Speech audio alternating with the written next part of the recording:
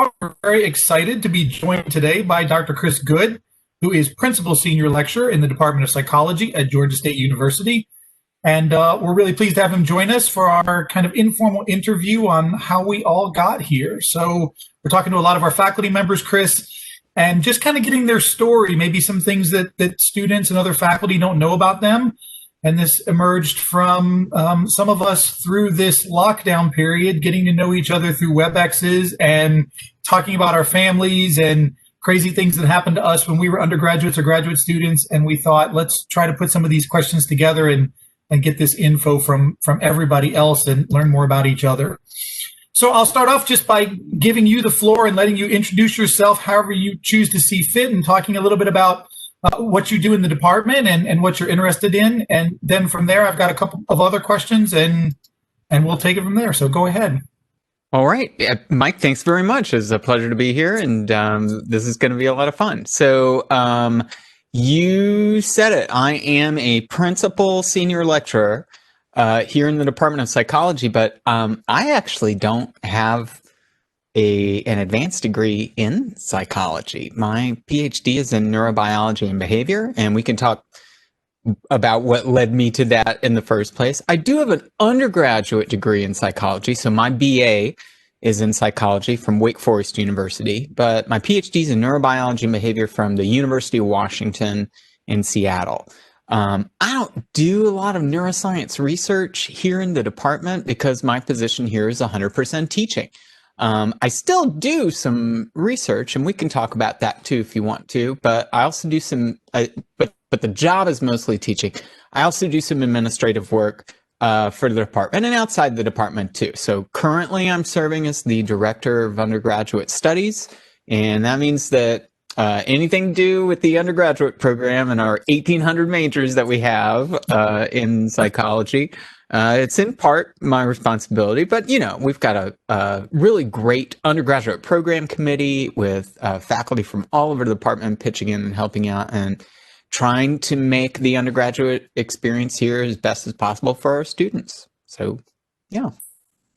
And I'll just throw in a comment that your services, you don't do a little bit of service, you do a tremendous amount of service. I don't know how you fit in all of the things that you do. And I know multiple other people in our department that have said, no matter what you ask him, Chris always says yes.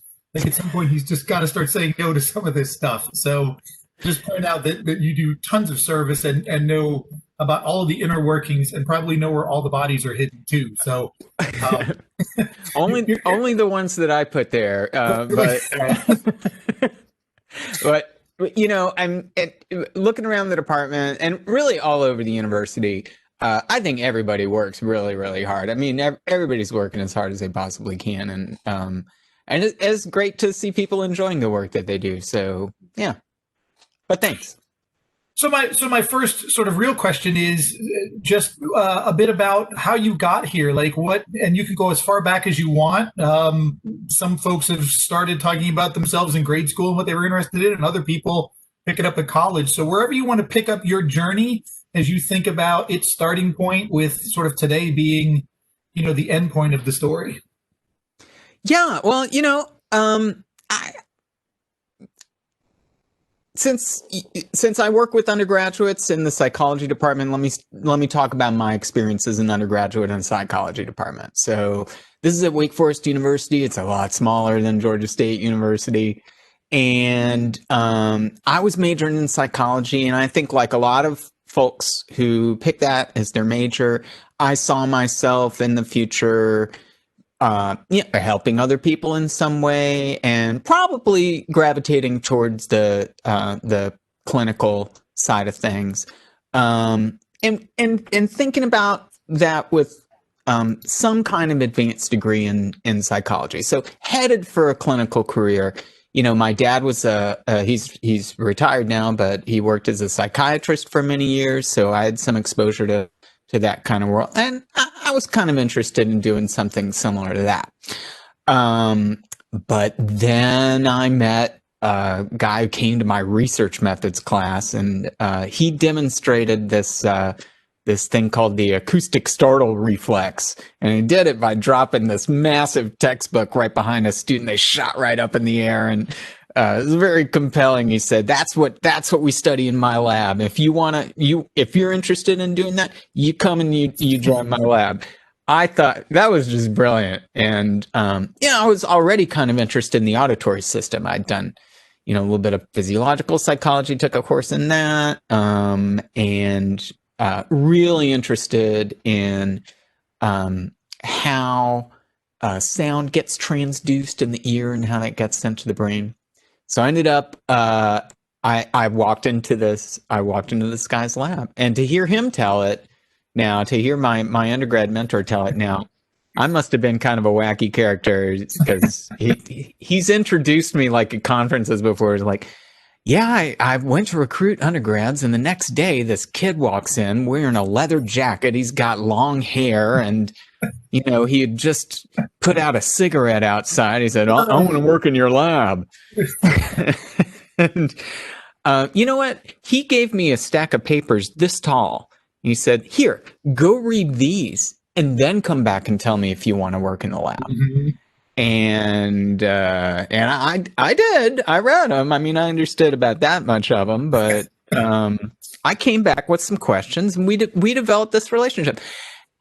It was hard to find somebody who ended up, at a university doing research, and teaching, in any discipline that doesn't have a similar sort of story. All right. Whether it was in undergrad or grad school or somewhere along the line, you met somebody who gave you a chance to see what science was all about. Mm-hmm. And what a great experience that was. So, I spent the rest of my undergrad career hooking up electrodes to undergrads' faces and then playing them loud noises and watching them jump out of the chair. But I learned how to work the bioamplifiers. I learned how to do the statistical analysis on a mainframe computer. I learned about scientific writing and got to present at conferences, got published as an undergraduate. And back in those days, that didn't happen all that much. Mm-hmm. And so it was a really great experience. So you would think that I would have gone straight into grad school right after that, but that's not what happened.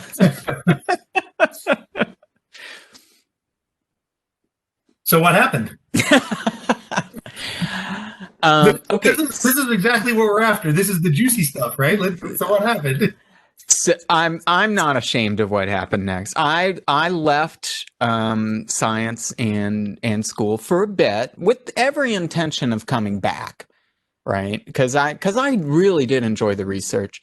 I didn't really get I didn't get everything that I wanted out of the psych major, because I was always interested in the biological mechanisms. Mm-hmm. Like in all of these different questions, it would always be like, well, how does it work? How does it work? Well, there's these cells and there's neurons. You get into the brain, and that's hard to study. I'm like, okay, but I really want to get in the brain and find out how it works. But we didn't have that at Wake Forest in the place where I was at the time. So I didn't get that.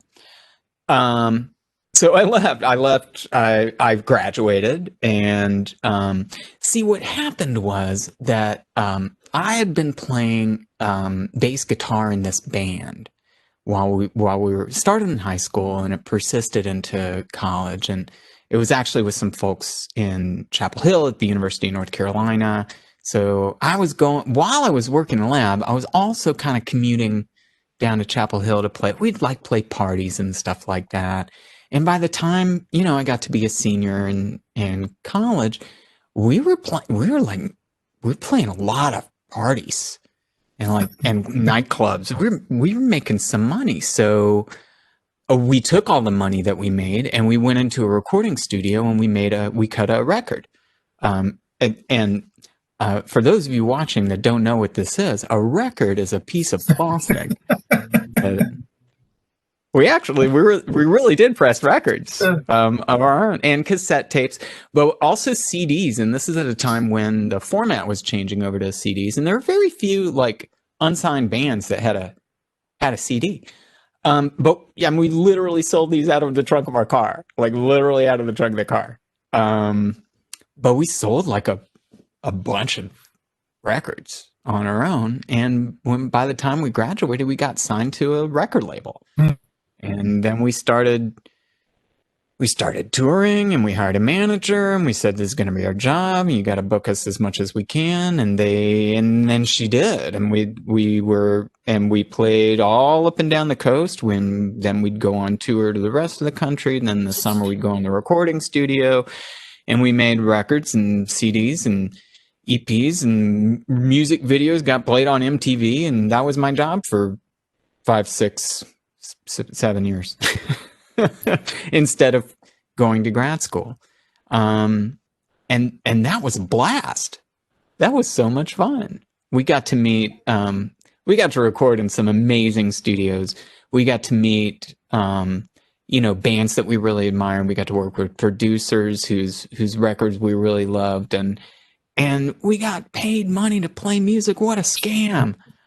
Oh my gosh. And we work in retail or restaurant, and we didn't have a day job. That was our job, like right out of college. Like, okay, so would you, all right, you're graduating from college. You can fill out this application for grad school because you're well anyway, or you could play in a rock band.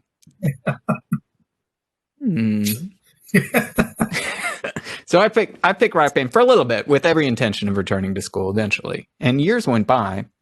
And it's hard to travel. It's hard to be on the road. I know that sounds like kind of a cliche sort of thing, but I mean, really, the last year that I was playing music, I spent probably 2 months total in my house. Mm-hmm. Like two months of like sleeping overnight at my place. At my house, out of 12 months, that's hard. That's, it's like being in sales. You're on the road constantly.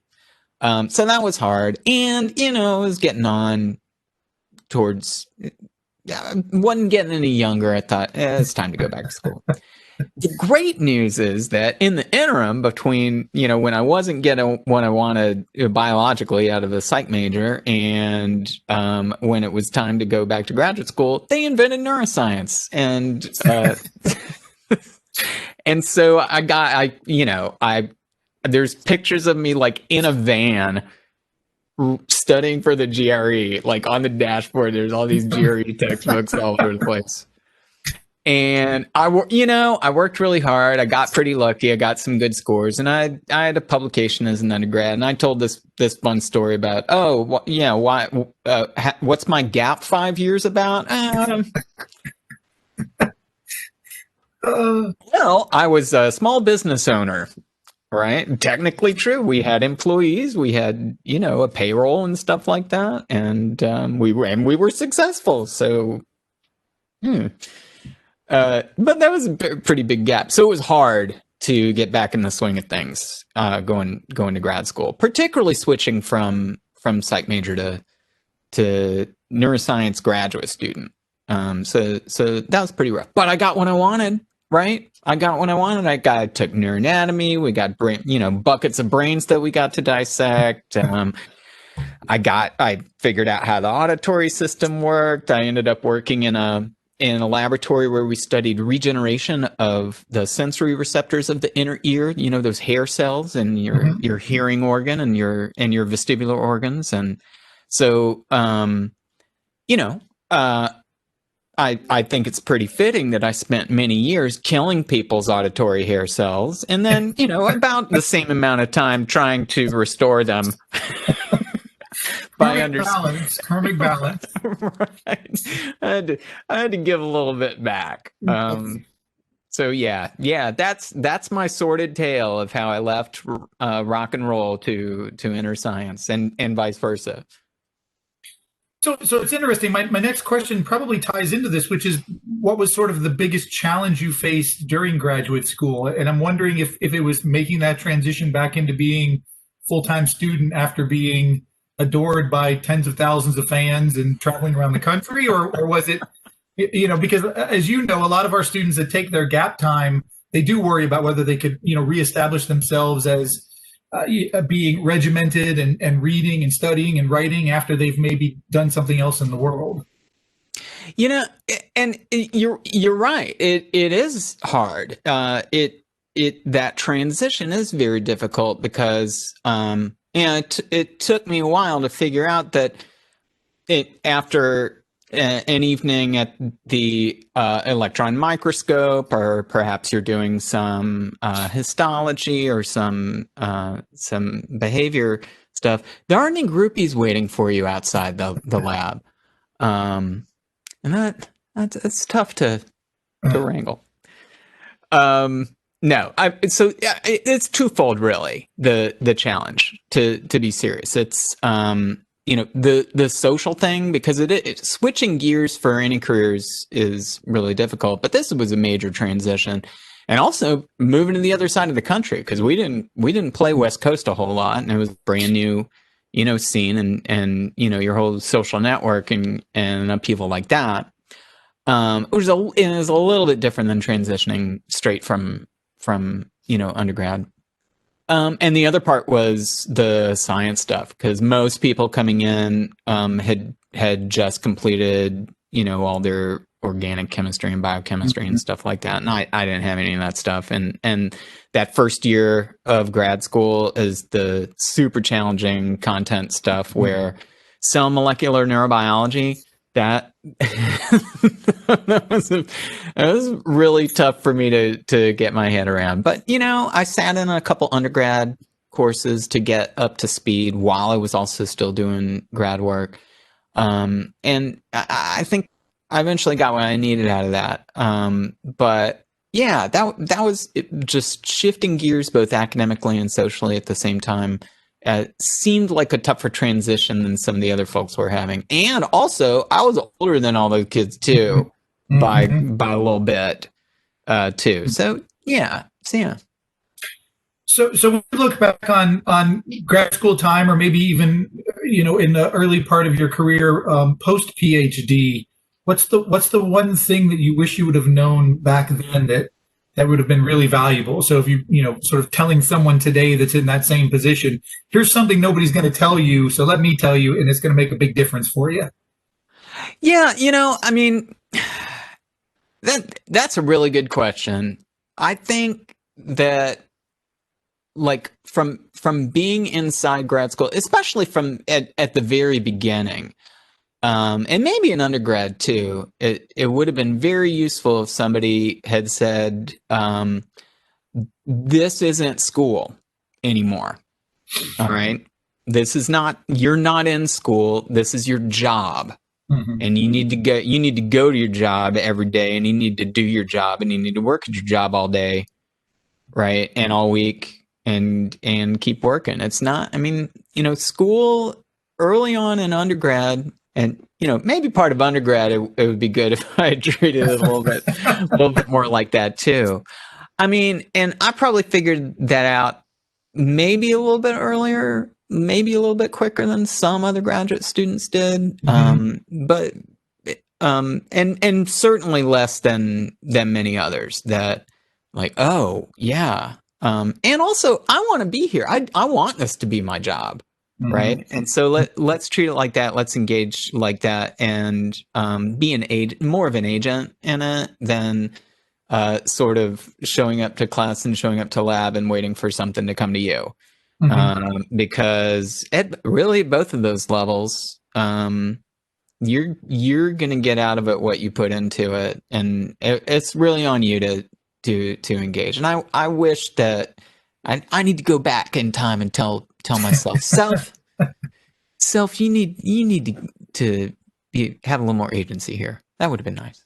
Yeah. So along the way, and again, it could be from any point in sort of your beginning to maybe early in your career post PhD, was there a person or a couple of people that really did help keep you on that track, or motivate you to get onto this track, and that you'd look back on and say, without their support, or even without just some insight that they made about who I am or what I was studying, I might not even be here? Oh yeah, absolutely. So my wife, who we got married in graduate school, but we were actually high school sweethearts. So I followed her all the way across the country and studied for the GRE so I could get into her grad program. Well, that's kind of how it worked out, right? Yeah. was years ahead of me in the grad program. And so she and her cohort, right, were a huge resource and role model to follow. So being able to tap into that, both my cohort of the entering students who were all sort of starting out, but also kind of having an end of folks with a little bit more experience there, were really helpful. And within that group, there were, maybe connections to a couple faculty members, but also some postdoctoral fellows who are at that level, who were just like rock star neuroscientists and continued to be and now are running the neuroscience show. So being able to have access to those role models and folks who could sort of explain the way things worked a little bit better is a huge advantage to not just a first year graduate student, but one who's as clueless as a bass player is. Nothing against bass players, but don't get me started. So one last question for you, and this is the sort of fun one that we're asking everybody, which is to think about whether there's a particular word or some phrase that was being thrown around all the time when you were in graduate school or again, maybe early in your post-PhD career that really left you clueless or unsure. And so you just stayed quiet and you tried to stay as small as possible until you could go look it up again. Do you have one like that? I mean, I think it's a little more broad than a single thing, but I'm going to go back to that first class that we had in cell and molecular neurobiology that, we were being taught these units by just these faculty members who were like, real famous. So like one I remember in particular, we were given this assignment. It was a series of lectures, and then we have a big homework assignment from a guy named Bertil Hille, who one of the first people to characterize the acetylcholine receptor and like isolated it. Did the freeze fracture X-ray crystallography of it to show exactly what the structure of this molecule was, and I'm like, like molecule. I think I remember kind of what that is, but he had us like calculate the diameter of the pore of the sodium channel pore in this thing, and we're like measuring bond angles, and everybody else knew exactly what this was or what the tap was.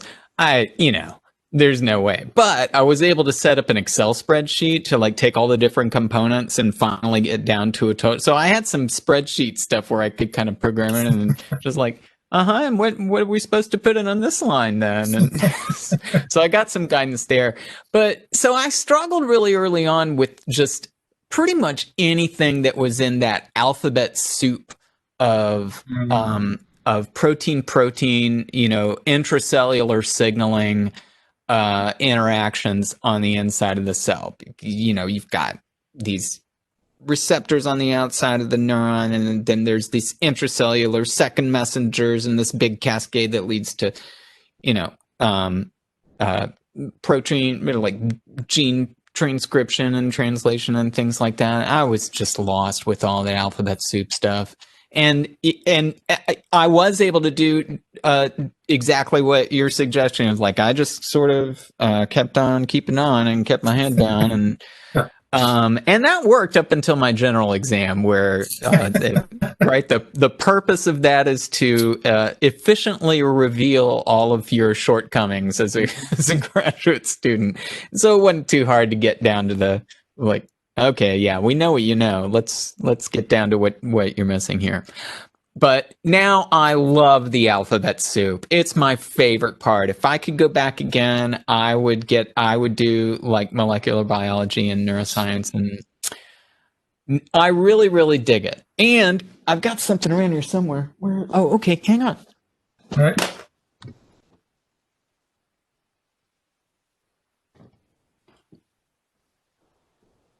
So now I volunteered a makerspace in Decatur makers, and we've got lots of 3D printers there. And I can even 3D print those very proteins, Oh, right? So that's cool. this isn't an acetylcholine receptor, but it is a voltage gated potassium channel. A concept I really struggled at, but now I can hold it in my hand and I can point the various features out to people, and now I really dig it. Well, that's awesome. I just want to thank you for sharing your time and telling us all about your story, and throughout all of this, even starting with the the undergrad work to startle people and assault their sensory systems. I'm looking at the drums behind you, and I can tell that you're still using noise to make an impact. So, thanks for sharing your story with us, and hopefully it'll inspire a lot of our undergrads or even graduate students to sort of look at their own story and recognize in theirs that there are hills and valleys along the way, and that ultimately a lot of the things that you may not think are going to be relevant in the long run really turn out to be relevant. And I guess in some ways we're going to leave this one with saying to some of our undergrads, if you get the chance to go play rock and roll and travel the country before you go to grad school, I suppose your faculty members are okay with it. I suppose we'll let you do that before you come ask us for letters of recommendation. Folks have sometimes said, "Is it, hey, can you talk to my kid and give some advice, because they're trying to do this music thing, and maybe you can set them straight." And I'm like, "Yeah, sure. Listen, drop out of school, start a rock band. You can go to school later. It worked for me." Yeah. Absolutely, right? It's like, no, don't tell him that. All right, thanks, Chris. That was great. We really appreciate it. Thanks, Mike. All right, I'll stop it there.